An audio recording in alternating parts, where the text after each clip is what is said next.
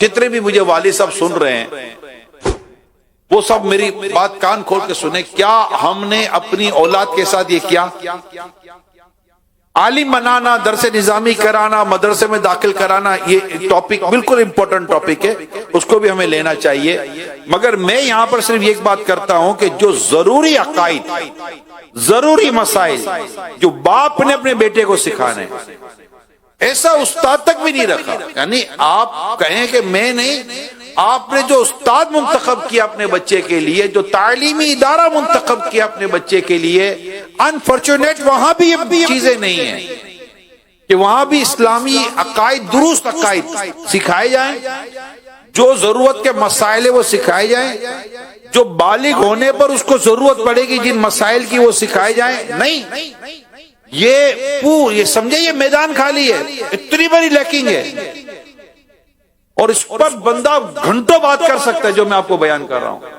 اور شاید بس اللہ ماشاءاللہ ایسے والد ہوں گے جنہوں نے اپنے بیٹے کی اس طرح تعلیم و تربیت کا اہتمام کیا ہوگا. ادروائز پڑھی نہیں ہے، باپ کو آتا نہیں ہے، والد صاحب کو کہاں آتا ہے، ماں کو بھی کہاں آتا ہے. 100% میں بات نہیں کر رہا، جو میں کہنا چاہ رہا ہوں ایک سوسائٹی کا نقشہ آپ کے سامنے کھینچ رہا ہوں. اور اگر والدین کو نہیں آتا تو انہوں نے اسے استاد کا بھی انتخاب نہیں کیا جو اپنے بچے کو صحیح قرآن سکھا دے، آپ کے بچے کو صحیح اسلامی عقائد سکھا دے. بہت امپورٹنٹ بات کر رہا ہوں، پلیز سمجھیے گا.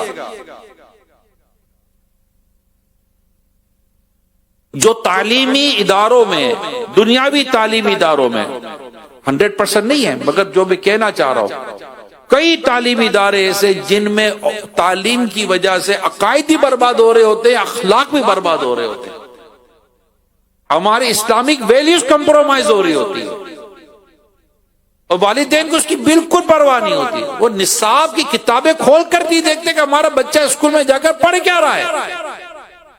ان کو یہ بھی نہیں پتا ہوتا کہ ہمارے بچے کو جو ٹیچر پڑھا رہا ہے وہ ٹیچر کون ہے، نہیں پتا ہوتا.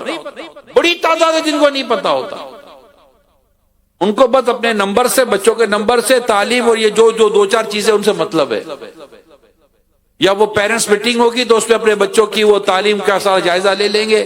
کوئی نہیں پرواہ ہوتی کہ بچہ پڑھ کس سے رہا ہے. وہ درست نہیں ہے یہ. بچہ جس سے پڑھتا ہو اسے پڑھانا جائز، بچہ جہاں پڑھتا ہو وہاں پڑھنا جائز، بچہ جو پڑھتا ہو وہ پڑھنا جائز. جب تک یہ تینوں جائز صورتیں نہ ہو آپ بچے کو پڑھا کیسے سکتے ہیں؟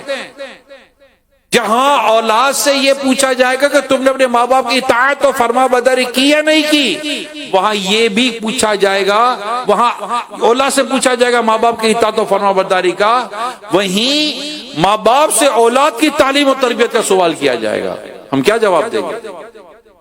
لہذا اپنی اولاد کو جو بنیادی باتیں ہیں اسلام و دین کی تعلیمات ہے وہ والدین کو دینا ضروری ہے. یا تو خود دے یا ایسا اہتمام کہ سید عمر بن عبدالعزیز رحمت اللہ تعالی علیہ اتنے بڑے عالم، اتنا بڑا مقام مرتبہ، لیکن اپنے بچوں کے لیے کتنے کامل، کتنے بہترین استاد کا انتخاب کیا.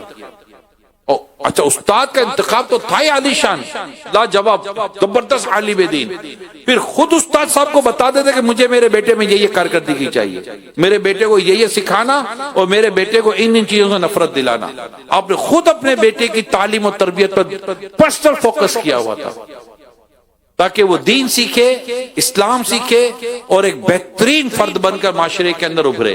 یہ حضرت عمر بن عبدالعزیز رحمت اللہ تعالیٰ علیہ کی سیرت پہ لکھا ہوا ہے، جو دعوت اسلامی نے اس کو چھاپی ہے کہ 425 حکایات سید عمر بن عبدالعزیز رحمت اللہ تعالیٰ علیہ. اس پہ دیکھیں شروع کے پیجز کے اندر ہے یہ ساری باتیں کہ آپ نے اپنی اولاد کی تربیت کس طرح کی تھی.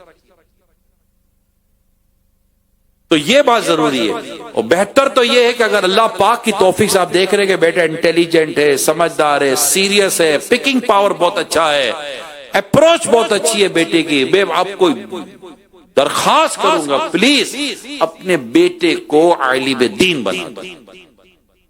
وہ عالم بھی بنے، حافظ بھی بنے، بہترین کام ہو جائے گا.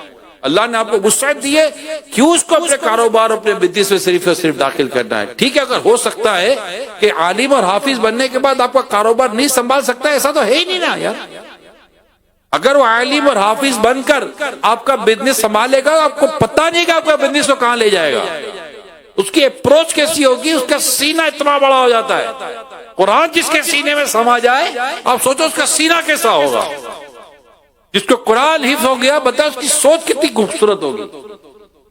اور بیٹا وہ کتنا کام آئے گا. یعنی وہ بیٹا آپ کو صرف یہاں نہیں، اللہ پاک نے چاہا تو قبر و حشر میں بھی کام آئے گا. اس سے زیادہ سمجھداری کا فیصلہ کیا ہوگا؟ اگر آپ نے بہت بڑا فیصلہ کر بھی لیا تو اپنی زندگی تک آپ نے اپنے بیٹے کو اپنے لیے کام کا رکھا. مرنے کے بعد صدقہ بیٹا کب صدقہ جاریہ بنتا ہے؟ جب وہ نیک ہو اور آپ کے پیچھے آپ کے لیے ایصال ثواب کرتا ہو اور آپ کے لیے یہ سارے جو نیکی کرتا ہو تاکہ اس کی نیکی آپ کو پہنچتی ہے.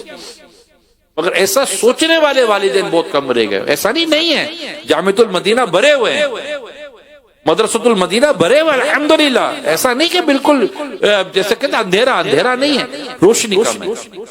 میں کوشش کر رہا ہوں اللہ کرے روشنی بڑھے اور ہمارے ہر گھر میں ایک عالم ہو، ہر گھر میں ایک حافظ ہو، کم از کم ایک عالم ایک حافظ تو ہر گھر کے اندر ہو. اور ہماری توجہ ہو کہ یار ایک بنے. اللہ کرے ہمارے گھر میں مفتی ہو، کمال ہو جائے. یہ سب ہم سوچیں، نیتیں کریں، ذہن بنائیں.